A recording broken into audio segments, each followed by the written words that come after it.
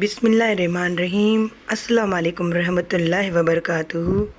آیات سکینہ قرآن پاک کے چند مقدس آیات سکون قلب کے لیے بہت مفید اور مؤثر ہیں، اس لیے اگر کوئی شخص ہر وقت بے سکونی اور پریشانی کا شکار ہو، اسے چاہیے کہ اطمینان اور سکون حاصل کرنے کے لیے ان آیات کو سوتے وقت روزانہ ایک مرتبہ پڑھنے کا معمول بنا لے۔ انشاءاللہ تھوڑے ہی عرصے میں سکون کی دولت سے مالا مال ہو جائے گا۔ اول آخر درود شریف پڑھیں، کیونکہ درود شریف کے پڑھنے سے اثرات بڑھ جاتے ہیں۔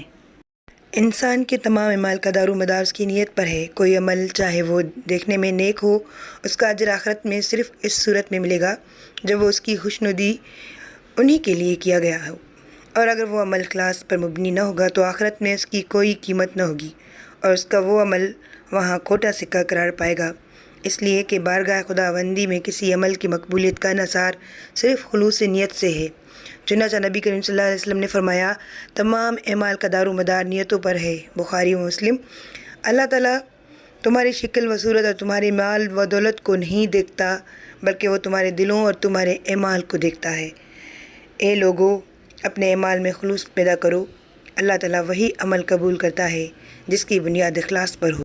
مومن کی نیت اس کے اعمال سے بہتر ہوتی ہے۔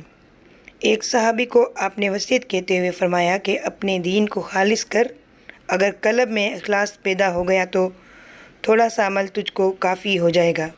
ہمیں اپنے نمازوں کو درست کر کے اور 5 وقت کی نماز ادا کرنا چاہیے، اور ہمیں کلام پاک کا روزانہ ورد رکھنا چاہیے۔ درود شریف یہ ہمیں اپنی زندگی کا حصہ کرنے چاہیے۔